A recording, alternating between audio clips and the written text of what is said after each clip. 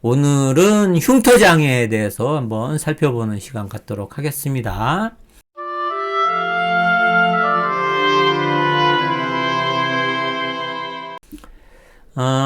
흉터는 다 아시죠? 흉터라는 말은 다 아시죠? 얼굴에 뭐 흉터나고 한 거, 그러니까 사고로 인해서 흉터가 생긴 경우에도 장애로, 산재장애가 인정이 됩니다.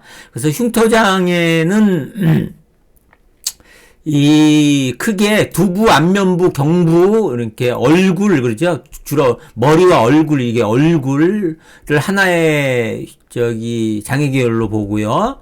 그다음에 팔과 다리를 또 별개의 장애 부위로 봅니다. 그래서 모두 장애 계열은 크게 세 가지로 나눌 수 있습니다. 그래서 그 두부와 안면부, 경부 그러니까 외모와 관련된 부위에 는 경우에는 기질장애뿐만 아니라 그 기능장애로서의 흉터장애를 인정을 하고요.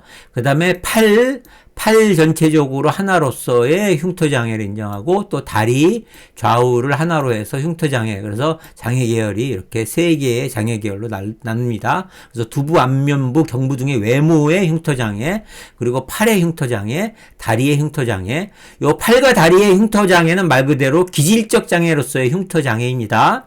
그래서 팔과 다리의 기능장애라는 거 있잖아요. 그러니까는 팔의 기능을 제대로 못한다거나 다리의 기능을 제대로 못하는 경우에는 별도의 장애 등급을 두고 있습니다. 그것은 나중에 팔과 다리의 이제 장애에 대해서 갔을 때 그때 따로 살펴보고요. 여기서의 팔과 다리의 장애는 흉터만 있는 기질장애의 경우에만 인정하는 것입니다. 그래서 흉터 장애 등급을 한번 흉터의 경우에는 장애 등급을 어떻게 나누는지 살펴보도록 하겠습니다. 장애 등급 기준상 다음과 같이 외모, 얼굴의 흉터에 대해서는 4단계로 등급이 정해져 있고 팔과 다리에 노출된 면의 흉터 역시 이렇게 4단계로 정해져 있습니다. 외몸이 노출된 면 이외의 부분의 흉터 장애에 대해서는 별도로 장애 등급에 정해진 게 없기 때문에 그 외의 부분에서는 준용을 하게 돼 있습니다. 그래서 일단 기본적으로 흉터 장애 중에 외모, 얼굴에 흉터 장애가 있는 경우, 그래서 이 경우에는 최고 등급 7급부터 최저 등급 13급까지로 나뉘어집니다. 그래서 얼굴에 흉터가 있는 경우에 최고로는 외모에 극도의 흉터가 남은 경우에는 7급, 그 다음에 고도의 흉터가 남은 경우에는 9급, 그 다음에 중등도의 흉터의 경우에는 11급, 그 다음에 경도의 흉터의 경우에는 13급의 장애 등급을 받게 됩니다. 그 다음에 팔, 다리의 흉터의 경우에는 팔과 다리가 각각 나뉘어지는데요. 팔의 흉터로서는 11급부터 14급까지 있고, 다리의 흉터도 11급부터 14급까지 있습니다. 그래서 팔의 흉터와 다리의 흉터가 각각 있는 경우에는 별도의 장애 계열로서 이 두 개의 장애가 각각 조정에 의해서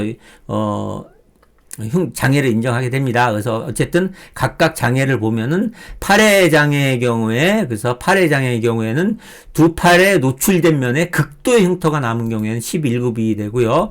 그 다음에 고도의 흉터의 경우에는 12급, 그 다음에 중등도의 흉터는 13급, 그 다음에 경도의 흉터의 경우에는 14급을 받게 됩니다. 다리의 경우에도 마찬가지로 11급부터 14급까지 받게 되고요. 그래서 여기서 극도의 흉터, 고도의 흉터, 중등도의 흉터, 경도의 흉터라는 게 무엇을 의미하느냐 한번 자세히 살펴보도록 하겠습니다. 그래서 먼저 흉터란 피부에 뚜렷이 눈에 띄는 정도의 이상의 비후 또는 함몰을 동반하는 세 가지 상태 중에 하나여야 합니다. 먼저 선상 반응, 그 다음에 면상 반응, 그 다음에 조직 함몰, 요 세 가지 중에 한 가지가 돼야지 됩니다. 그래서 선상 반응이란 건 뭐냐면은 폭이 최소 0.5cm 이상의 선 모양의 반응을 말하고, 면상 반응이란 폭이 1cm 이상의 면적으로 된 반응을 말하고,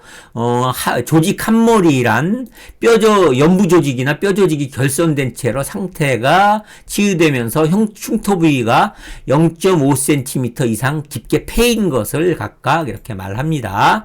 그런데 수술에 따른 봉합 자국은 흉터로 보지 않습니다. 그래서 이러한 선상 반응이나 면상 반응은 어떻게 측정을 하느냐? 그래서 선상 반응의 길이는 그 모양에 따라서 실제로 길이를 측정을 하면 되고요. 그래서 0.5cm 이상 되는 현상 반응이 있다 그러면은 그 길이를 재면 됩니다. 그다음에 면상 반응 및 조직 함몰의 넓이는 반은 또는 0.5cm 이상 0.5cm 이상 패인 부위를 가로와 세로로 구분해서 가로 방향 길이와 세로 방향 길이를 곱해서 면적으로 이렇게 산정을 합니다. 그래서 몇 센티미터 제곱 이렇게 산정을 합니다. 그래서 선상 반응은 몇 센티미터 이렇게 하게 되고 면상 반응 및 조직 함몰의 경우에는 몇 센티미터 제곱 이렇게 측정을 하게 됩니다. 이래서 2개 이상의 선상 반응이나 면상 반응이 인접해서 있거나 모여 있어서 하나의 선상 반응 또는 면상 반응처럼 보이는 경우에는 그 길이나 면적을 합산해서 장애 등급을 결정을 하게 됩니다. 요 정도만 알고 계시면 될 것 같고요. 장애 등급 측정 방법은 요 정도만 알고 계시면 될 것 같고요.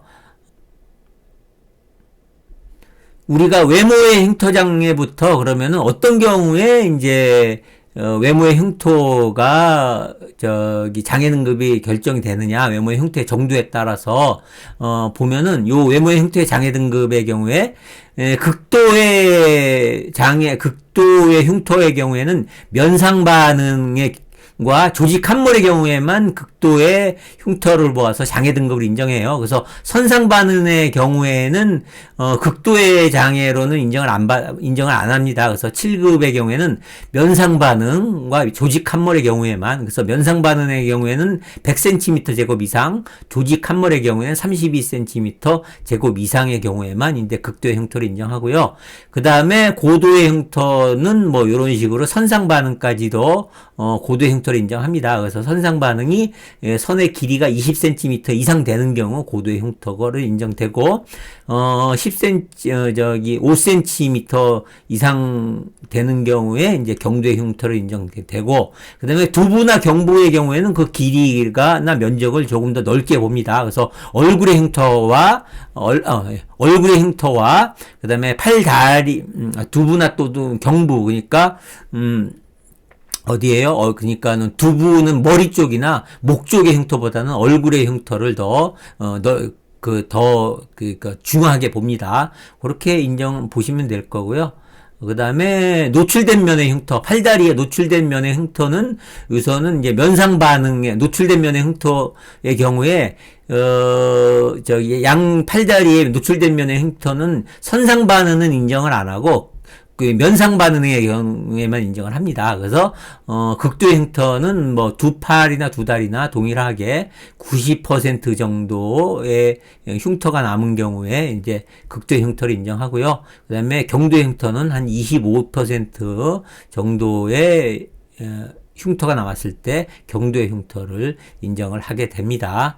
요 정도만 알면 되실 것 같아요. 우리가 이 부분에 대해서 더 정확하게까지 깊이 있게 알 것까지는 없고요. 요 정도만 아시면 충분할 것 같고, 그래서 오늘은 장애 등급 판정 관련해서 흉터의 장애에 대해서 한번 알아보는 시간 가졌습니다.